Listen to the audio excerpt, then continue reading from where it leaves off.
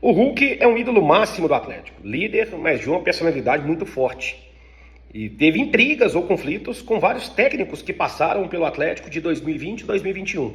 Quando ele chegou, o Sampaoli era o treinador. E ao meu ver, essa intriga de hoje é muito pelo que aconteceu há 5 anos atrás, no qual o Keno tinha informado ao Hulk que se o Sampaoli permanecesse, ele não seria protagonista no time do argentino. E aí o Sampaoli não ficou, veio o Cuca. O Hulk teve intriga com o Cuca logo no início do trabalho, a diretoria teve que intervir, o Cuca queria usar o Hulk como um centroavante mais fixo, um 9, e depois se acertaram e o resto é história. O Atlético foi campeão brasileiro, campeão da Copa do Brasil.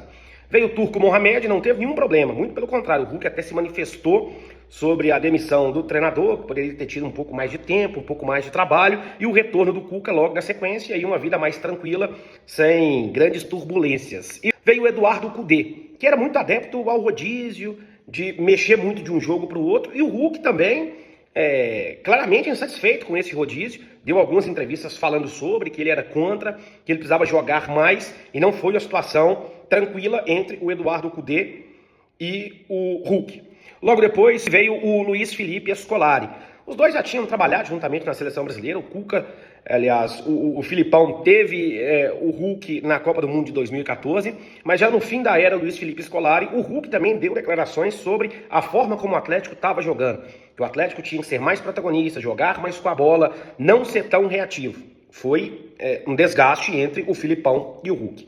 O Milito, logo na sequência, e me chama a atenção a declaração do Hulk após o final da Libertadores, que faltou atitude do Milito, faltou um pouco mais do treinador, que esperava uma tomada de decisão do lado de fora e não teve, e acabou também estremecendo, e foi um dos motivos aí também que o Milito acabou sendo demitido pelo Atlético, e até a chegada do Cuca, retornando ao Atlético em 2025, o Hulk, mais uma vez, chegou a questionar sobre o trabalho do Cuca.